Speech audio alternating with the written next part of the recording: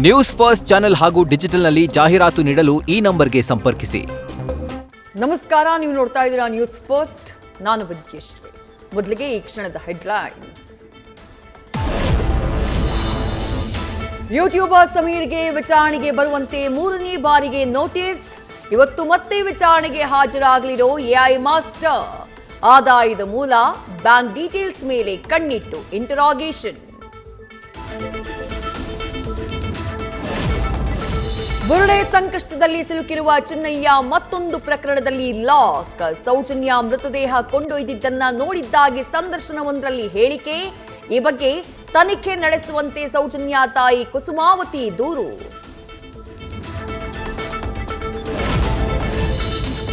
ಅನನ್ಯ ನಾಪತ್ತೆ ದೂರು ಕೊಟ್ಟು ಪೇಚಿಗೆ ಸಿಲುಕಿದ ಸುಜಾತ ಭಟ್. ಎಸ್ಐಟಿ ಮುಂದೆ ತಪ್ಪೊಪ್ಪಿಕೊಂಡು ಕಣ್ಣೀರು. ಕೇಸ್ ಹಿಂಪಡಿತೀನಿ ಅಂತಾನೂ ಅಳಲು.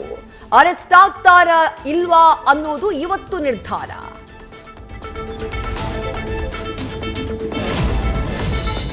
ದಸರಾ ಉದ್ಘಾಟಕರ ವಿಚಾರದಲ್ಲಿ ವಿವಾದ. ಬಾನು ಮುಷ್ತಾಕ್ ಆಯ್ಕೆಗೆ ಬಿಜೆಪಿ ವಿರೋಧ.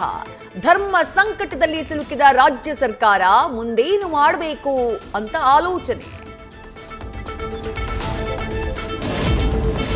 ಡಿಸಿಎಂ ಡಿಕೆ ಶಿವಕುಮಾರ್ ಮಾನಕ್ಕೆ ಧಕ್ಕೆಯಾಗುವಂತೆ ಟ್ವಿಟರ್ನಲ್ಲಿ ಸುಳ್ಳು ಸುದ್ದಿ ಆರೋಪ.